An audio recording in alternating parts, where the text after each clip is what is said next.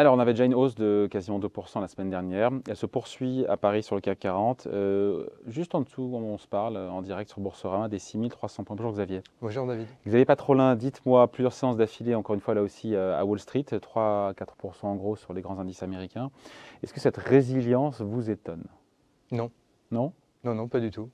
Parce que certains disent que finalement les investisseurs ont un petit peu digéré enfin la fermeté des banques centrales, de la Fed, la série des hausses de taux, à force de le répéter. Alors, maintenant on a compris quoi. Voilà, c'est ça. Donc il y a un risque qui, d'une certaine façon, s'atténue, qui est le risque inflationniste par la réaction des banques centrales. La Fed, antérieurement, et la BCE tout récemment. Donc c'est un risque.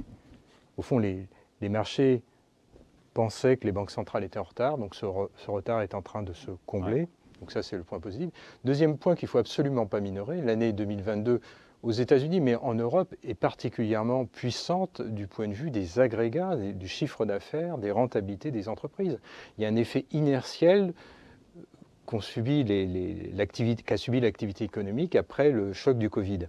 Et ça, il ne faut pas le sous-estimer. Pour que tu aies juste un ordre d'idée, tu prends le chiffre d'affaires du CAC 40 hors financière, d'accord, pour 2022. Tu prends tel qu'il était évalué en octobre, donc je complique, de l'année dernière. Et aujourd'hui, il a progressé de plus de 13%. La rentabilité des entreprises, toujours sur l'activité 2022, entre octobre de l'année dernière et aujourd'hui, a progressé de plus de 20%. Dans les estimations? Dans les estimations, mais là on est sur 2022. Donc les estimations 2022 en septembre, il y en a la moitié déjà qui a été fait. Sont assez solides. Donc ce qu'il faut voir, c'est que le marché a... Et donc comment on explique ce découplage entre des économies qui ralentissent et des grands groupes qui réussissent à augmenter leur chiffre d'affaires et leur profitabilité? Le miracle de l'inflation. L'inflation a une contribution sur l'activité nominale. Ouais. Mais il y a aussi les coûts derrière. Et puis il y a les coûts derrière. Il y a les coûts de production. Oui, mais les coûts justement, c'est à venir. Les coûts, l'inflation des intrants a pour l'instant eu peu d'impact. Et le problème, justement, c'est 2023-2024. Mais donc, facialement, tu as une année 2022 qui est extrêmement bonne du point de vue de l'activité, du compte de résultat des entreprises, à de rares exceptions. Donc, ce qui fait que le marché baisse, on va dire, depuis le début de l'année de 13-14%, ça correspond à une compression des ratios de valorisation de 30%. Donc le 30%, tu as des explications, la géopolitique, l'inflation des matières premières, énergétiques. Mais c'est excessif au regard, encore une fois, de la profitabilité, de la bonne santé financière des entreprises. Exactement. Et la question, c'est la projection, c'est 2023-2024. Et pour l'instant, le consensus n'anticipe absolument pas un effondrement. Il anticipe bien une dégradation des marges, mais relativement contenue, et surtout une moindre progression du chiffre d'affaires. Donc globalement, il y a des primes de risque des marchés, en tout cas en Europe. Les primes de risque étaient assez solides, qui fait que lorsque le marché perçoit de manière peut-être fugitive que le risque inflationniste, on va dire, va être contenu par la BCE et que sur le front ukrainien, les choses sont peut-être en train de, si ce n'est de basculer, en tout cas de se stabiliser, peut-être favorablement à l'Ukraine, eh bien le marché, voilà. Donc l'embellie n'est pas si fragile que ça? Me semble-t-il, non. Elle n'est pas si fragile. Aux États-Unis, les ratios de valorisation sont plus tendus, puisqu'on a un écart de price earning entre le marché américain et les marchés européens qui est quasiment de 6 points. C'est assez important. Pour autant, la Fédérale Réserve est extrêmement déterminée. Et là aussi, le stimulus a été très puissant. Donc, tu as un effet embarqué qui a joué sur 2022, sur les comptes de résultats des entreprises. Et globalement, si tu regardes la volatilité, qui est les volatilités à terme, on s'aperçoit que le marché, sur le marché nord-américain, a encore un petit potentiel d'appréciation, puisque les volatilités à terme du marché action, qui sont évaluées sur les marchés à terme, sont en train de refluer. Donc c'est un peu la fin de la morosité sur les marchés boursiers. N'allons pas, mais c'est d'une sinistrose, comme tout allait au fond pas s'effondrer, mais aller de mal en pis. Pour l'instant, on reste sur le fameux palier dont j'avais parlé en mars de cette année.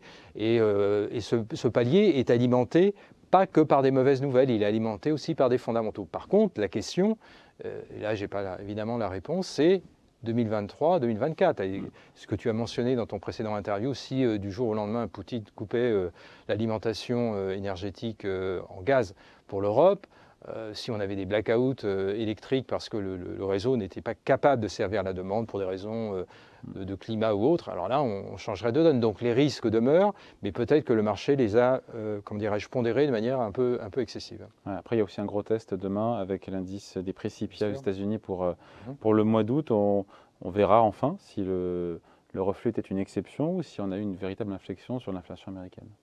Moi, j'ai l'impression, aux États-Unis, alors je ne suis pas un très grand spécialiste, j'ai l'impression que l'inflation, le haut de l'inflation est derrière nous, ce qui n'est pas le cas de l'Europe. Ouais. Et qu'on devrait, donc ça ne va pas changer le fait que la Fédérale Réserve, sa prochaine réunion, va probablement annoncer une hausse de 75 points de base de ses taux directeurs. Ouais, 21 septembre. Mais peut-être que on se rapproche du fameux taux d'équilibre, on se rapproche de ce taux d'équilibre.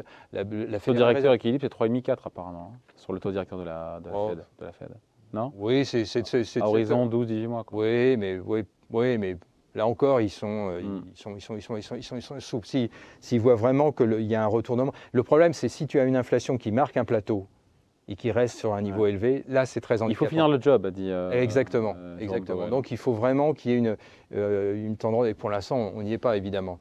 Pour la BCE, on est au début. Les choses sont assez différentes. Donc c'est la fin de la sinistrose sur les marchés boursiers, c'est la fin Non, c'est pas la fin de la sinistrose, mais c'est la fin d'une espèce de paranoïa que les choses allaient de mal en pis. Les ratios de valorisation, on a une compression de 30%. Des ratios de valorisation, avec simultanément une progression des bénéfices nets par action de 13-14%, moi j'ai rarement vu ça. Donc ça s'explique parce qu'il y a le changement de pied monétaire, ça s'explique parce qu'il y a la géopolitique, ça s'explique parce qu'il y a les matières premières qui ont été tendues, mais probablement que ce 30% offre une prime de risque intéressant.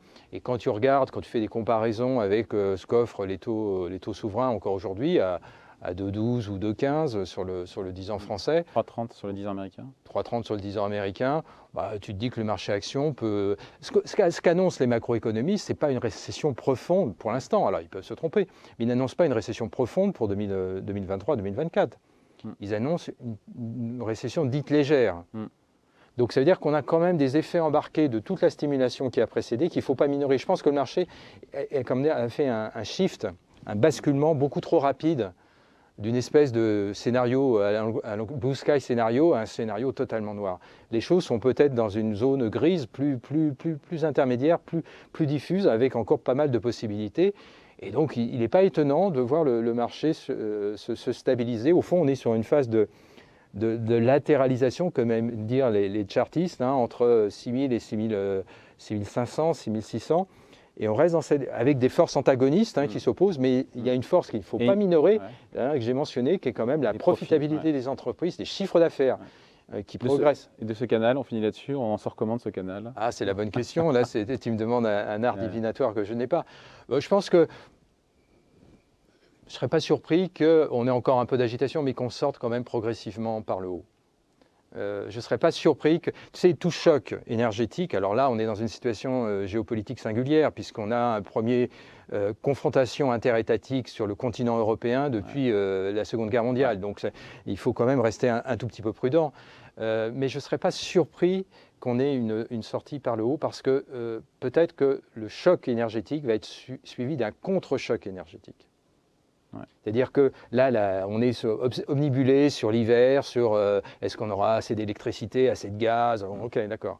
Mais projetons-nous 6 à 12 mois devant. Peut-être qu'on aura un environnement qui sera pas redevenu comme ça l'était en 2020 ou début 2021, mais peut-être qu'on sera dans un environnement plus souple, plus favorable, et peut-être qu'on aura eu un reflux des matières premières, notamment du pétrole. Tu as vu que le pétrole, parce que le pétrole, c'est pas uniquement une donne européenne, c'est une donne aussi économie mondiale, c'est l'économie chinoise, c'est le ralentissement. Donc tout ça va. C'est $90 le baril aujourd'hui, 92. Quoi. Voilà. Donc après, il y a le rôle de cartel de l'OPEP et des non-OPEP, l'OPEP+. Peut-être que ce cartel va. Bon, pour l'instant, il ne montre pas de signe de fragilité, mais il peut se fissurer. Et donc, donc on n'a pas que des mauvais éléments devant nous. Et donc, à ces niveaux de valorisation, Hein, j'aurais pas dit ça il y a 12 mois. À ces niveaux de valorisation, il ne faut peut-être pas mettre tout son argent sur le marché, bien entendu, mais il y a probablement des opportunités. Et l'activité M&A demeure, malgré la fusion-acquisition, demeure. Il y a peu d'introductions, mais il y a quand même quelques opérations. Et donc, c'est des signaux à regarder. Voilà. Allez, merci beaucoup. Explication signée Xavier Patrolin pour Albatros Capital. Merci. Chantal.